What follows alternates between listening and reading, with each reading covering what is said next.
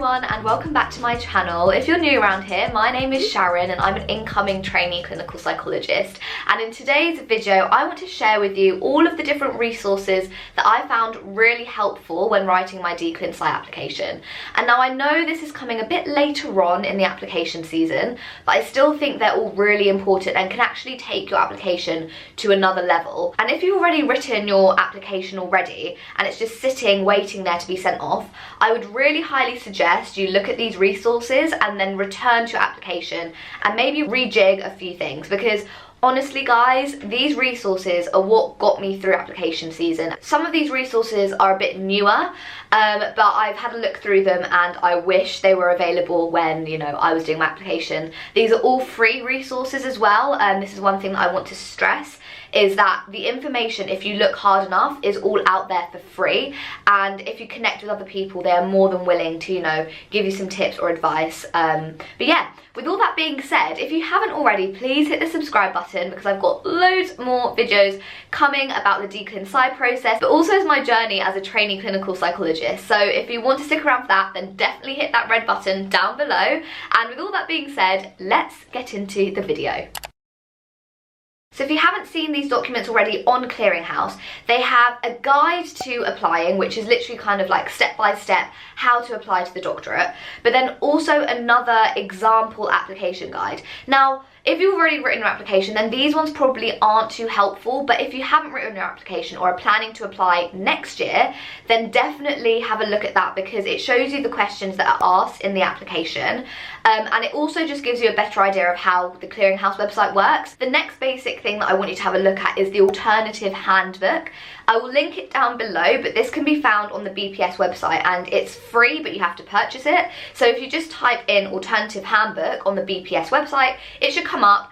And what this is basically a handbook filled with feedback from current trainees. I haven't done it, so I'm not too sure what it looks like, but from what I gather, it's a questionnaire that current trainees have to fill out about their experiences on training. So what they think about the course ethos, what they think about the clinical to research ratio, all of this kind of additional information about the course. It's really helpful to look through as an applicant, because then you can get a better feel of what the university is like, but also what their values are, which is so key when writing the application. And also, if you haven't watched my application video, I will link it up here and down below, but I speak about values and ethos a lot, and that's literally where I got it from. Another thing which you probably have looked at, but if you haven't, then you really should, and that is the university course website. So their standalone website away from Leeds Clearinghouse.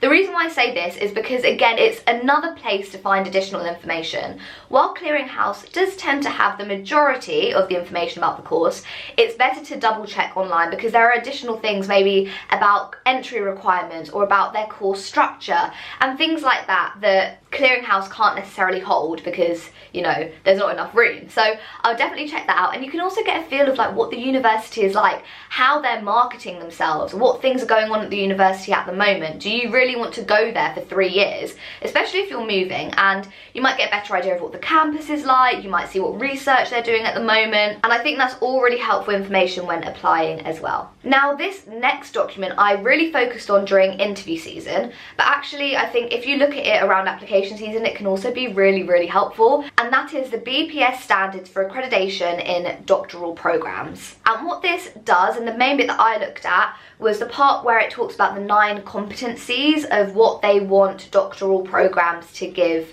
psychologists. And so by doing this, you really get an understanding of what you're meant to gain from training. And so when you think about that and when you reflect on that for your application, you can kind of relate the skills that you have now and the experiences that you've had to why that will make you a good candidate for training, because you now know the outcome of training or what they're aiming for after training. And so it can just be really helpful in understanding what training entails. So please look through that as well, because you know what, you might look through it and you might be like, actually this sounds like not very interesting, or like I would prefer a PhD, or you know, I just don't want to do clinical psychology or whatever. So it's really important that you have a very good understanding of what you're getting yourself into, because it's not a light-hearted journey. You need to have that certainty, so having this knowledge will also really help. Forums. Don't we love a forum? They're like my best friend, but also my worst enemy, especially around Declan Psy season. For forums, I will leave them all linked down below, but the first one, which is probably like the most helpful and kind of the most contained forum, I would say, that I've been part of, is the UK Clinical Psychology Doctorate applicants page on Facebook. And this group has got so many people on there, guys, like in the thousands, and it's really nice because I don't foresee myself leaving this group at any point, even though I'm no longer applying. So it means that you'll have like current trainees, fully qualified psychologists on this group to help support you and give you advice on like literally so many different topics. It's just a genuinely lovely place to be on the internet. It doesn't feel very overwhelming, and I think if you're very careful with how you use forums, then it is so helpful. But I would say that it can also be helpful to turn your notifications off at points, because around application season, around interview season, it can get quite intense and you might just want a break. It's really good to connect with other people who are applying, but also people who are willing to look at your application. So actually last year, they created this kind of like mentor scheme for the application season, and that's where I got a current trainee to read through my application, and that was incredible because I personally didn't want anyone that I knew reading my application for some reason. But yes, it was nice to have someone else who was at one of the courses that I was applying to, who I didn't know, and was just able to give me some advice. And it was really nice, and it's a very good place to be. Another one which is less, I guess, user-friendly in my opinion, and that is the Clin Sci forum, which I'm sure a lot of you are aware of, but if not, then I will leave it linked down below. The reason why I say it's not so user-friendly, I sometimes find it quite hard to find different threads on there, but after a while you get used to navigating it, and there's loads of information on there, guys. Like, I think this one predates the Facebook group, and so there's just so much information on there. But also with that, you need to take it with like a pinch of salt, because some things maybe are a bit outdated in that way, because you might be reading a thread from like 2009. It's quite an interesting place to like read discussions because everyone is pretty anonymous on there, and so I feel like that barrier is kind of less. It is moderated, so it's not like a scary place to be, but there are definitely some like interesting conversations that do take place on there, which maybe wouldn't happen on a Facebook page when people are like so out there with their identities. But again, it can be quite stressful, because I found myself on threads where it's like, how much experience do you need to get onto the doctorate? And people say, oh yeah, I've had this experience and I have never got on. And so in that way, it can be quite unhelpful. But that's why I say with these forums, you need to learn how to like switch it off, turn the notifications off and step away. And I didn't really know where to put Twitter, but I feel like it is a kind of forum, and Twitter is such a good place to be. I'm fairly new to it, I'm not so active on it, but I do sit in the background and watch people's discussions. It's a really great place to keep up to date with issues in psychology and also research, and also to ask for support. And so all of these things you can use in your application. So with the first two forums I spoke about, so the Facebook page and Clin Sci forum, those are really good for like asking advice, whereas Twitter can really help educate you in some ways. But what I would say is just like double check your information if you're going to get something, and if you want to reference it maybe in your application in some way, make sure you're checking that it's from a reliable source. But then you can also get support from other people on there. There are so many trainees, so many qualified clinical psychologists, and there's actually a thread going on at the moment by the BPS minorities group, where they have set up a thread, which they did last year, where if you are someone from a minority background, you can reply to this thread where you can ask someone to look through your application. And in the same way, current trainees or qualified clinical psychologists are also on this thread and will offer up their support and be like, hi, I've got space for 2 people this year. So again, a really, really helpful space to be. And I guess this here, YouTube, what you're watching right now, is a kind of forum in a way. And so I can't go without mentioning a few of my favourite YouTube channels, especially the people who got me through my application season. I feel like I'm doing a freaking BAFTA speech. So I'd like to say thank you to obviously Miranda from the Worry People. Like, her videos got me through. Like, all of these people are lovely, but I feel like Miranda especially just makes me feel like I can do it, you know, like I just feel so empowered by her, and her videos are incredible. So if you haven't checked out her application videos or any of her other videos, please check them out. Ica, obviously from Oxford Psych, again, a lovely, lovely person. I'm obsessed with these people, guys. But if you haven't, then please check out her videos. So helpful. I will leave the videos that I found helpful down below. And there's also David Murphy, who is a clinical psychologist, and he puts out some really good videos about declinical application and stuff like that. He made a really good video about references actually, and when we were doing our psychology platform event the other week for applications, one of the trainees on the call with us, she actually mentioned that she sent her referee the references video by David Murphy so that they would know kind of like what a good reference looks like and how she could get the most out of that reference. So I thought that was such a good idea, so maybe you guys could do that too. And then I personally didn't use these videos, but I have had a look through, and again, lovely people, such trustworthy advice. So we've got the Clinical Psychology Community UK YouTube page, and Holly has such good advice, guys. Like, she applied for the doctorate 6 times, and if you haven't watched that video, then please watch that because it's very encouraging. But the amount of knowledge that she has about the application process is obviously second to none. She has really had the chance to reflect on what has gone well and what didn't go well, and so I really recommend watching her videos. And she also does like other really helpful webinars, so definitely check her YouTube page out. And then another person who has recently joined YouTube is Chloe. So she used to be called Assistant Psychologist Chloe.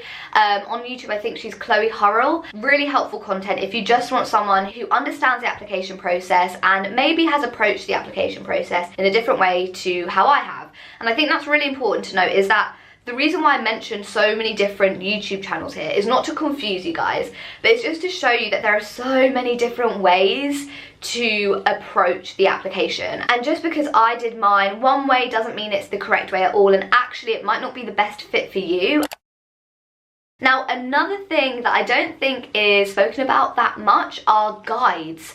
And I only found one free guide last year on the Declin Psy application process, and that was by trainee psych Scribbles. If you don't, then go follow that page on Instagram. It's really fun and interesting and informative.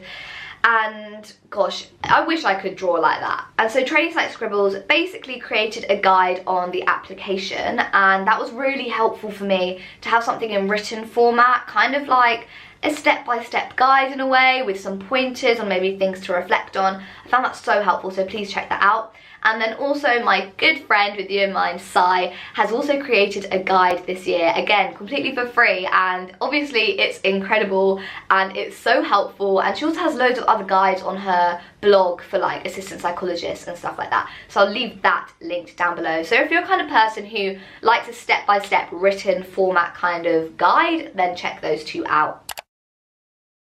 And finally, things to aid reflection. So a big part of the application, and from reading a couple of people's applications this year, one thing that I've noticed is reflections. So it's all well and good having told people, yeah, I'm really good at doing this, I've got this skill, like I've done this piece of research, but then not having those reflections is kind of missing the point.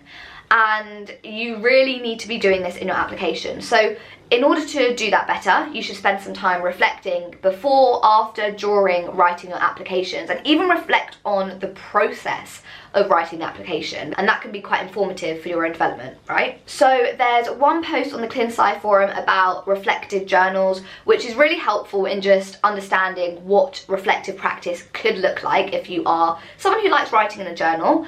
And I wish I kind of did this before, and I wish I was more consistent with writing a reflective journal, because you don't remember everything, and we experience so much day to day in our jobs that we can reflect on, and so you don't want to miss out on something that you could write about in your application. So having a reflective journal can really aid that. I also found a really helpful article, and it was written by a trainee, and she basically reflects on her experience as a trainee clinical psychologist. And so you get to see how she writes in a reflective way, what things she's picking up on, what experiences she's reflecting on, and how she is actually formulating these reflections in writing.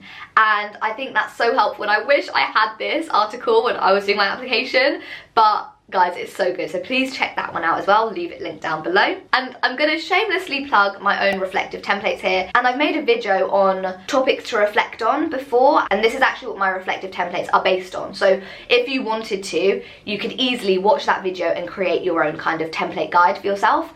But if you don't want to go through all the hassle, then I actually have made one. It costs $2.99, I'll link it down below, and I use it to reflect, and it's got so many different topics in there. We speak about social graces, your journey so far, research, clinical work, all of that, and you can reuse these templates again and again. Those maybe will prompt some reflections, but again, if you don't want to spend the £2.99, which is absolutely fine, you can go to that video and create your own. But if you did want a copy of my reflective templates but don't think you can spend that money currently, then please drop me a DM, because we have some lovely people who have offered to pay it forward, meaning that they will pay for someone else's reflective template, which is so nice. It's so important to practice self-care during this time, and one way that you can do that is through journaling. And so I will link down below these prompts by Lavender. She's a YouTuber.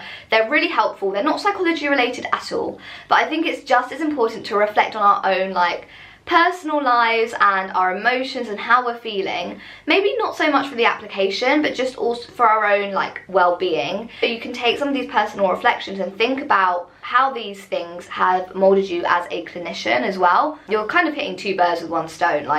You're practicing some self-care, but also practicing reflection, which is always helpful for your application. So those are all of the resources that I would recommend you to look at for DeepInsight applications. Please give this video a like if you liked it, and subscribe for more content like this. And until next time, guys, I will see you later. Bye.